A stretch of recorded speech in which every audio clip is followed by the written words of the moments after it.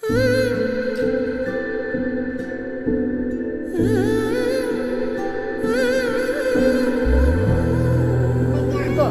अहिले चाहिँ हामी काठमाडौँको स्वयम्भूनाथ मन्दिरमा आएको छौँ।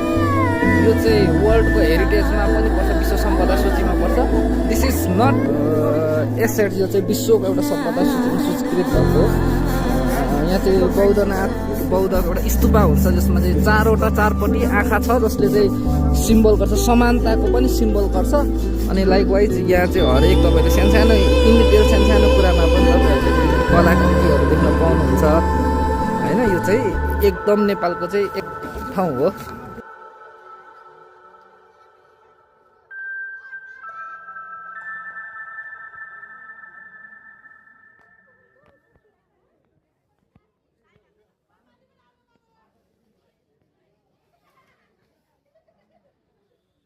This is the मूर्तिहरू अथवा केही कुरा